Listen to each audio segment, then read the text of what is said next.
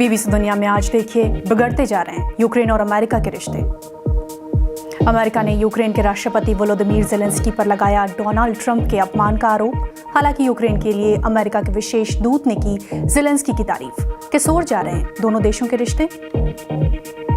स्वागत है आपका बीबीसी दुनिया में। मैं हूं प्रेरणा। जंग रोकने के ट्रंप के दावों पर क्या सोचते हैं रूस के लोग, ये भी दिखाएंगे कवर स्टोरी में। लेकिन पहले हेडलाइंस। इसराइल ने हमास पर लगाया सीज फायर की शर्तें तोड़ने का आरोप। कहा, हमास ने इस्राएली बंधक के बजाय सौंप दिया है गजा की किसी महिला का शव। जानेंगे इस्राएली प्रधानमंत्री बेंजामिन नेतन्याहू ने दी क्या चेतावनी। यमन के हूती विद्रोहियों को हमलों और प्रतिबंधों से कमजोर करने में जुटे हैं अमेरिका समेत कई देश। बावजूद इसके इस्राएल पर हमले कर रहा है ये गुट। दिखाएंगे रिपोर्ट कहां से मिलती है इस संगठन को ताकत। प्रशांत महासागर में जापान, फ्रांस और अमेरिका कर रहे हैं युद्धाभ्यास, मगर चीन के दखल से फिक्रमंद एशियाई देश अब अमेरिका के रुख से भी क्यों हैं परेशान। दिखाएंगे अमेरिकी एयरक्राफ्ट कैरियर से खास रिपोर्ट।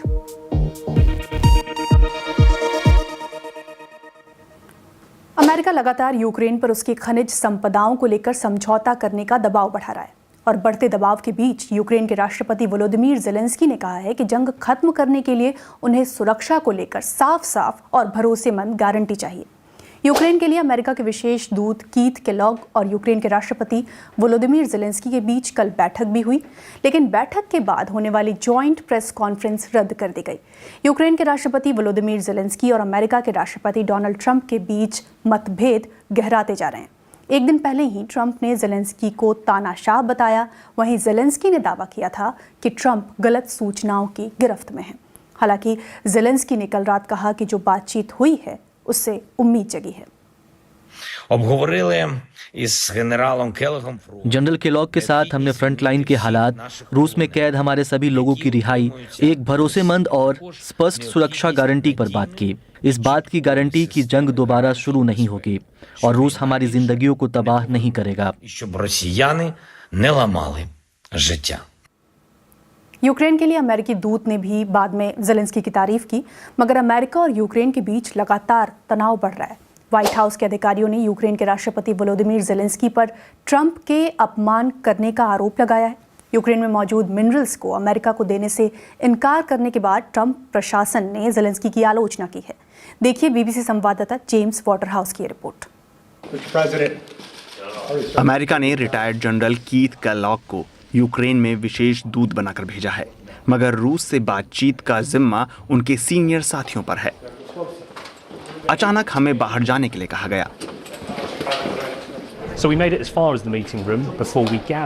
अमेरिका की ओर से प्रेस कॉन्फ्रेंस कैंसिल करने से पहले हम मीटिंग रूम तक पहुंच गए थे।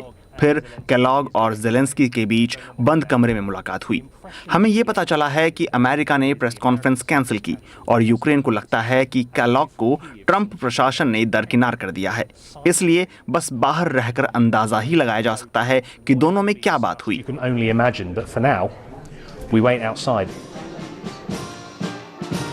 यूक्रेन के राष्ट्रपति ज़ेलेंस्की को तानाशाह बताने के बाद ट्रंप रूस पर ज्यादा ध्यान दे रहे हैं। जब ज़ेलेंस्की ने सैन्य मदद के बदले देश के प्राकृतिक संसाधनों को बेचने से इनकार कर दिया था, तब भी ज़ेलेंस्की की आलोचना हुई थी। राष्ट्रपति ट्रंप जाहिर तौर पर राष्ट्रपति ज़ेलेंस्की से बहुत निराश हैं। वो ना तो बातचीत के लिए तैयार हुए और ना ही उन्होंने हमारे दिए मौके का फायदा उठाया, पर मुझे उम्मीद है कि वो जल्द ही ऐसा करेंगे। ज़ेलेंस्की ने कहा है कि यूक्रेन इन्वेस्टमेंट और सिक्योरिटी को लेकर अमेरिका के राष्ट्रपति के साथ टिकाऊ और दोनों को फायदा पहुंचाने वाला समझौता करने के लिए तैयार है। उन्होंने कहा कि हमारे सुझाए रास्ते से जल्द नतीजे देखने को मिलेंगे।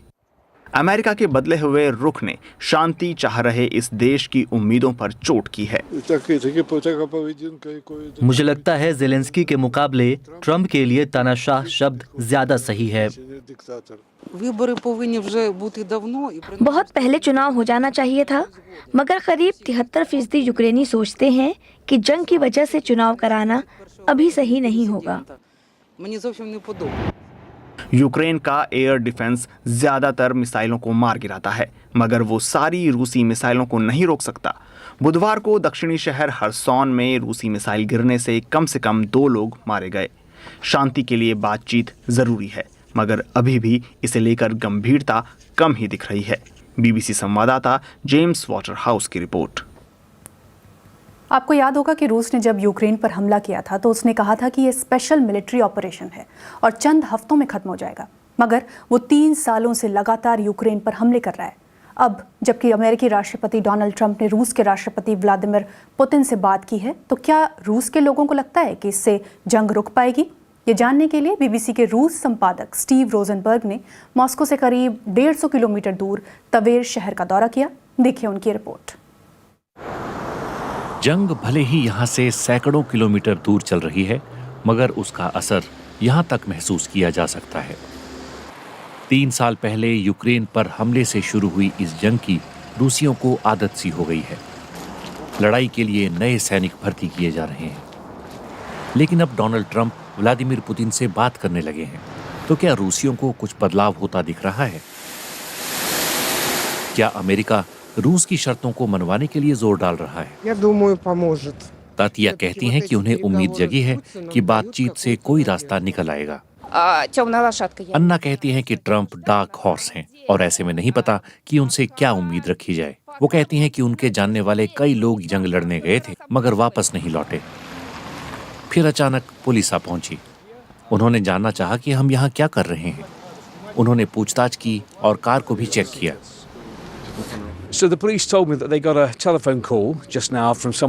पुलिस ने मुझे कहा कि उन्हें किसी का फोन आया है कि कुछ संदिग्ध लोग, यानी कि हम, कैमरा लेकर घूम रहे हैं।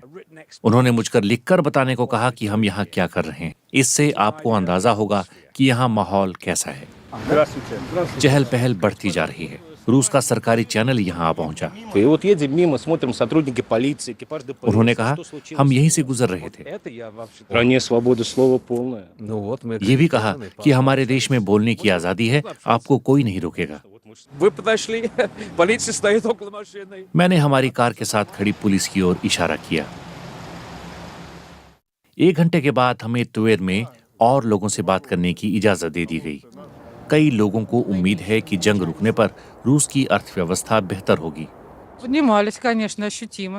यूलिया कहती हैं कि आलू और प्याज जैसी जरूरी चीजों के दाम इस वक्त आसमान छू रहे हैं। मगर मिखाइल को लगता है कि ट्रंप के पास शांति की राह निकालने का कोई प्लान ही नहीं है। बदकिस्मती से ट्रंप के पास कोई प्लान नहीं है। वो बदलते रहते हैं। उन्हें नहीं पता कि वो क्या करने वाले हैं। मेरी उनसे सहानुभूति है। खुशी है कि वो जीते, लेकिन इस मामले में हम अंधेरे में हैं और ट्रंप भी। रूसी अमेरिका और रूस के रिश्तों पर जमी बर्फ को पिघलते हुए देख रहे हैं। वो देखना चाहते हैं कि इससे जंग भी रुक पाएगी या नहीं। बीबीसी संवाददाता स्टीव रोजनबर्ग की रिपोर्ट। अब बात इसराइल की। दरअसल इसराइल ने हमास पर सीज फायर डील के उल्लंघन का आरोप लगाया है। इसराइल का कहना है कि गुरुवार को हमास ने अपने कैद में मारे गए जिन 4 इसराइली बंधकों के शव सौंपे थे, उनमें से एक शव गजा की किसी महिला की है। इसराइल ने कहा कि फॉरेंसिक टेस्टिंग में इस बात का पता चला है। शीरी बीबास और उनके 2 बेटों को हमास ने अक्टूबर 2023 में किए हमले के दौरान बंधक बना लिया था। उनके बच्चों के शवों की पहचान हो गई, मगर इस्राएली प्रधानमंत्री बेंयामिन नेतन्याहू ने टीवी पर प्रसारित मैसेज में कहा कि बीबास की जगह गजा की किसी महिला की लाश दे दी गई है। उन्होंने कहा कि हमास को समझौते को तोड़ने की कीमत चुकानी होगी।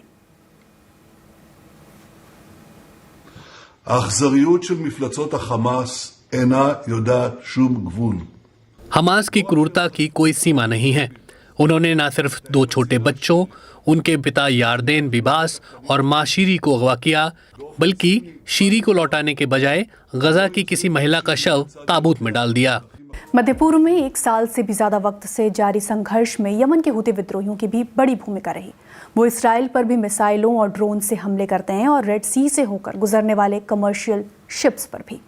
इसराइल और उसके सहयोगियों ने यमन के अंदर मौजूद हुतियों के ठिकानों पर हमले किए हैं। अमेरिका ने उन्हें एक बार फिर से विदेशी आतंकवादी संगठन घोषित कर दिया है। ऐसे में क्या हुती विद्रोही बैकफुट पर आ जाएंगे या इससे यमन में जारी संकट और गंभीर हो जाएगा? देखिए इस रिपोर्ट में। ये वो पल था जब यमन के अंतर्राष्ट्रीय एयरपोर्ट पर इजराइल का हवाई हमला हुआ। इस हमले से पहले उसी वक्त हुती विद्रोहियों ने यमन से इजराइल की ओर बैलिस्टिक मिसाइल दागी जो तेल अवीव के इस प्लेग्राउंड में गिरी। हाल के महीनों में हूथी विद्रोहियों के हमले बढ़े हैं और इसराइल के जवाबी हमले भी। पर विशेषज्ञ कहते हैं कि हूथी विद्रोहियों का आत्मविश्वास जस का तस बना हुआ है। तो उन्हें किन का समर्थन है? क्या उन्हें रोका जा सकता है? और यमन का भविष्य में क्या होगा? हूथी, जिन्हें ईरान का समर्थन है, उन्होंने 7 अक्टूबर 2023 के बाद गजा में रह रहे फलस्तीनियों के समर्थन में इसराइल पर हमले शुरू किए। रेड सी से जा रहे कारोबारी जहाजों पर मिसाइलों और ड्रोन से हमला कर उन्होंने दुनिया भर के व्यापार में रुकावट पैदा की। ये गुट फतह का एक पाक मकसद रखता है। तो जब कभी ये रेड सी में जहाजों पर या इसराइल पर हमले करने जैसे बड़े कदम उठाता है तो अपनी विचारधारा की वजह से इसे लगता है कि ये इनकी जीत है। हूथी विद्रोही एक हथियारबंद राजनीतिक और धार्मिक गुट है। वो खुद को लेबनान में हिजबुल्ला, गजा में हमास, इराक में हथियारबंद गुटों और सीरिया में असद के पतन के साथ खत्म समूहों की तरह ईरान के एक्सिस ऑफ रेजिस्टेंस का हिस्सा मानते हैं। साल 2000 के दशक की शुरुआत में हूथी विद्रोही यमन की सरकार से टकराए और 2014 तक उन्हें राजधानी सना में इतना समर्थन मिल गया जिससे सरकार को वहां से हटना पड़ा। उसके बाद ईरान ने दर्जनों हिजबुल्लाह के लड़ाके और Islamic revolutionary guard corps commanders हूथियों की मदद के लिए भेजे ताकि वो सेना के विस्तार में उनकी मदद कर सकें और समाज पर काबू रख सकें। ईरान ने हूथी विद्रोहियों को ड्रोन्स और बैलिस्टिक मिसाइलों जैसे हथियार भी दिए। सऊदी अरब की अगुवाई में हूथी विद्रोहियों को हटाने के लिए एक सैन्य कार्रवाई शुरू हुई, पर वो विफल हुई। इस जंग से दुनिया का सबसे खतरनाक मानवीय संकट पैदा हो गया। संयुक्त राष्ट्र के अनुमान के मुताबिक करीब 2 करोड़ लोग यानी यमन की आधी आबादी को मदद की जरूरत है। घरेलू चुनौतियों के बावजूद गजा में शुरू हुई जंग ने हूथी विद्रोहियों को अपनी सैन्य ताकत दिखाने का मौका दिया। साथ ही इसराइल और पश्चिमी देशों से लड़ने की उनकी इच्छा जगजाहिर हो गई। रेड सी में उन्होंने जहाजों पर हमला किया जिनका इसराइल के साथ लिंक है, या लिंक था, या फिर कोई भी लिंक नहीं था। इसराइल, अमेरिका और ब्रिटेन की कोशिशों से भी हूथियों के हमले नहीं रुके, पर गजा में संघर्ष विराम होते ही उन्होंने हमले कम कर दिए और 1 साल पहले अगवा कर बंधक बनाए गए एक शिपिंग क्रू को रिहा कर दिया। Bye bye. पर हूथी विद्रोहियों ने चेताया है कि बड़े पैमाने पर हमले फिर शुरू हो सकते हैं और ईरान के दूसरे सहयोगियों के मुकाबले हूथियों को ज्यादा नुकसान नहीं हुआ है। इस्राएली नेताओं ने कहा कि इनका भी हिजबुल्लाह और हमास जैसा हाल होगा, लेकिन कुछ चुनौतियां भी हैं। यमन इसराइल से 2000 किलोमीटर से कुछ ज्यादा दूर है और इतनी दूरी तक हमला करने के लिए बड़ी जुगत लगानी पड़ेगी। हूथी विद्रोहियों पर अमेरिका ने कड़े प्रतिबंध लगा रखे हैं और डोनाल्ड ट्रंप ने उन्हें फिर से एक विदेशी आतंकवादी संगठन की फहरिस्त में डाला है। ट्रंप ने अपने पहले कार्यकाल में ऐसा किया था, फिर बाइडेन प्रशासन ने इसे पलट दिया था ताकि यमन में राहत सामग्री पहुंच सके। कुछ मानवीय संगठनों को चिंता है कि प्रतिबंधों की वजह से यमन की अर्थव्यवस्था चरमरा जाएगी। ट्रंप के इस निर्णय से भी हूथियों पर कोई फर्क नहीं पड़ेगा। इस गुट को पता है कि कहां से और कैसे अपना काम निकलवाना है। गजा में जंग की वजह से यमन में हूथी विद्रोहियों और सऊदी समर्थित सरकार के बीच हो रही शांति वार्ता भी ज्यादा पेचीदा हो गई है। यूएन के बताए प्लान के मुताबिक स्थायी संघर्ष विराम होना चाहिए ताकि यमन के हालात सुधर सकें। पर हूथी विद्रोही मध्य पूर्व की बड़ी जंग में शामिल हो चुके हैं और ऐसे में यमन के लोगों की जिंदगी कब सामान्य होगी ये कहना मुश्किल है। अमेरिका ने यूक्रेन जंग को खत्म करने के लिए रूस से सीधी बातचीत कर यूरोप के देशों को चौंका दिया। साथ ही ये भी कहा कि उन्हें अपनी सुरक्षा खुद करनी चाहिए। एशिया पैसिफिक क्षेत्र में चीन के दखल से परेशान अमेरिका के सहयोगी ये देखने के लिए बेताब हैं कि अमेरिका उनके बारे में क्या सोचता है। तो बीबीसी संवाददाता जोनाथन हेड को अमेरिका के सबसे बड़े एयरक्राफ्ट कैरियर्स में से एक पर जाने का मौका मिला, जहां वो फ्रांस और जापान के युद्धपोतों के साथ किए जा रहे संयुक्त अभ्यास के चश्मदीद बने। प्रशांत महासागर के बीच हमारे पायलट ने हमें बड़े ध्यान से यूएसएस कार्ल विंसन पर उतारा। 1 लाख टन वजनी, परमाणु क्षमता संपन्न और अमेरिकी सैन्य ताकत का बेहतरीन नमूना। इस युद्धपोत पर मौजूद 60 अत्याधुनिक लड़ाकू विमान एक के बाद एक 20 सेकंड के अंतराल पर उड़ सकते हैं। चीन भी अपनी तकनीक को विकसित कर रहा है, पर ताकत के मामले में अमेरिका का पूरी दुनिया में कोई जवाब नहीं है। पर हमें यहां अमेरिका और फ्रांस और जापान जैसे उसके सहयोगियों की दोस्ती को भी देखने के लिए न्योता मिला है, जो कि फिलहाल अमेरिका से आ रहे बयानों से मेल नहीं खाता। ये अभ्यास इंडो पैसिफिक की समृद्धि और सुरक्षा को बढ़ावा देने और क्षेत्र में स्थिरता लाने की हमारी कोशिशों को दिखाता है। मजबूत सहयोगियों और पार्टनरशिप का हमारा नेटवर्क हमें एकजुट होकर अपनी सुरक्षा को लेकर उठ रही चुनौतियों से निपटने में मदद करता है।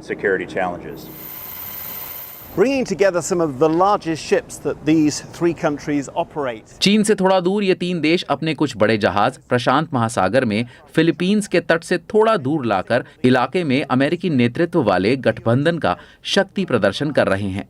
लेकिन अमेरिका में नया ट्रंप प्रशासन पुराने गठबंधनों को उतना तवज्जो नहीं दे रहा, जिससे ये सवाल खड़ा होता है कि राष्ट्रपति ट्रंप के लिए ऐसे गठबंधनों की कितनी अहमियत होगी।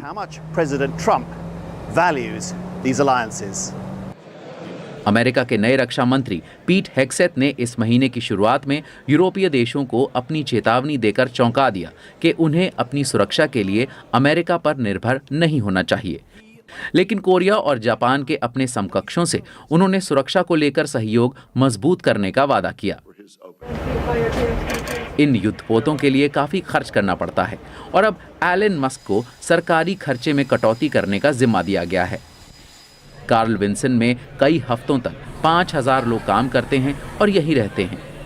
इस युद्धपोत का सालाना खर्च $7 करोड़ है और कुछ सैन्य एक्सपर्ट्स ने सवाल उठाया है कि चीन की आधुनिक मिसाइलों का आसानी से निशाना बन जाने वाले इन जहाज़ों पर इतना क्यों खर्च किया जाना चाहिए।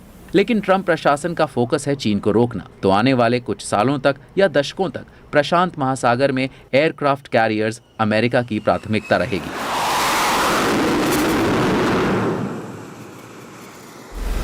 इस विशाल प्रशांत महासागर में ये युद्धपोत अमेरिका के हितों को बचाने के लिए काफी महत्वपूर्ण है। बीबीसी संवाददाता जॉनथन हेड की रिपोर्ट।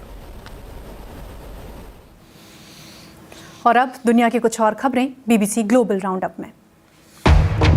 ऑस्ट्रेलिया और न्यूजीलैंड के बीच कई फ्लाइट्स चीन की नेवी के अभ्यास के दौरान की जा रही फायरिंग की वजह से डायवर्ट करनी पड़ी हैं। चीन ने कहा है कि ये युद्धाभ्यास सुरक्षित ढंग से किया जा रहा है, मगर ऑस्ट्रेलिया के विदेश मंत्री ने कहा है कि चीन को पारदर्शिता बरतनी चाहिए।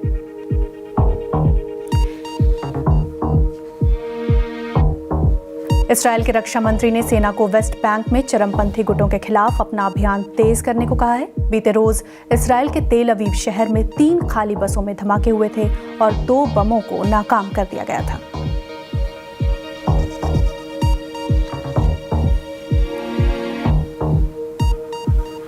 अमेरिका की सीमाओं की निगरानी करने वाली एजेंसी यूएस बॉर्डर पेट्रोल के चीफ ने कहा है कि मेक्सिको के साथ लगती सीमा से अवैध ढंग से लोगों के आने के मामलों में उससे पिछले साल के मुकाबले 94% की गिरावट आई है। उन्होंने कहा कि ट्रंप प्रशासन की सख्ती की वजह से ऐसा हुआ। और मंगोलियाई लोग इन दिनों अपनी संस्कृति और रीति रिवाजों को कुछ इस तरह सेलिब्रेट कर रहे हैं। मंगोलिया में ये नज़ारा नया नहीं है। हर साल फरवरी के महीने में ये देश विंटर फेस्टिवल का आयोजन करता है। दरअसल इस देश में कड़ाके की ठंड पड़ती है, खासकर फरवरी के इस महीने में। ऐसे में इस दौरान देश में पर्यटन को बढ़ावा देने के लिए 7 दिनों के विंटर फेस्टिवल का आयोजन किया जाता है। अब मिलते हैं सोमवार को। आज के लिए इतना ही।